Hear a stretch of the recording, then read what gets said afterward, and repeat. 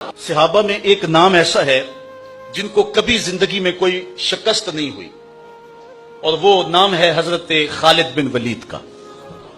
چونکہ انہیں سیف اللہ کہا گیا، اور اللہ کی تلوار کو کون شکست دے سکتا، بلکہ حضرت خالد بن ولید کی آرزو تھی کہ میں راہ حق میں شہید کیا جاؤں، لیکن یہ آرزو ان کی پوری نہیں ہو سکی، اور وہ بستر پہ اپنی طبی موت فوت ہوئے، اس لیے کہ اللہ کی تلوار کو کون توڑ سکتا تھا۔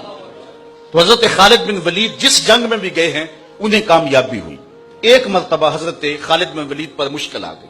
حضرت رافع بن عمر طائی، وہ بھی آپ کے ساتھی تھے، آپ کے نائب کمانڈر تھے، تو انہوں نے کہا کہ لگتا ہے آج قضا آ گئی، جو حالات ہے مسلمان پسپا ہونے لگے، اور یہ پہلی بار ایسا ہوا تھا کہ خالد بن ولید کی قیادت میں لڑی ہوئی کوئی جنگ اس میں پسپائی ہو رہی ہے۔ تو حضرت عمر بن رافع الطائی نے کہا کہ لگتا ہے قضا آ گئی ہے۔ تو حضرت خالد بن ولید نے کہا کہ مجھے بھی ایسا ہی لگتا ہے کہ کوئی مشکل بن گئی ہے۔ ادھر یہ پسپا ہو رہے ہیں، ادھر حضرت ابو عبیدہ کو حضور مدینے میں خواب میں ملے اور کہا تم یہاں بیٹھے ہوئے ہو، اللہ کے شیر پہ مشکل بنی ہوئی ہے۔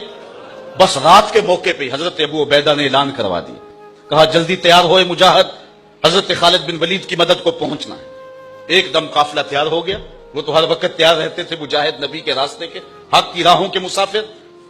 یہ لشکر تیار ہو کے حضرت ابو عبیدہ کی قیادت کے اندر جب نکلا تو راستے کے اندر انہوں نے ایک منظر دیکھا کہ لشکر سے تھوڑا سا ہٹ کر کے ایک نقاب پوش سوار بھی ساتھ ساتھ چلتا جا رہا ہے۔ تو حضرت ابو عبیدہ نے اپنے جاسوس سے کہا کہ جاؤ اس کو دیکھو یہ کون ہے، اور کچھ لوگ لے جاؤ اور اس کو پکڑ کے لے آؤ۔ جب لوگ ان کے قریب گئے تو انہوں نے کہا کہ میرے قریب نہ آنا، میں حضرت خالد بن ولید کی بیوی ام تمیم ہوں۔ تو کہا کہ تم رات کے موقع پہ لشکر کے ساتھ اس مشکل حالت میں کیوں جا رہی ہو؟ تو انہوں نے کہا کہ جب حضرت ابو عبیدہ نے اعلان کروایا نا کہ جنگ کے لیے نکلو، حضرت خالد بن ولید پہ مشکل آئی ہوئی ہے، تو میں پریشان ہو گئی کہ اللہ کے اس شیر پر کبھی مشکل آئی تو نہیں تھی، تو کیا ہوا؟ تو میں نے جب غور کیا تو ان کی ٹوپی گھر رہ گئی ہے جس میں حضور کے بوئے مبارک سیے ہوئے ہیں، اور جب بھی وہ جنگ پہ جاتے ہیں تو وہ ٹوپی نہیں بھولتے۔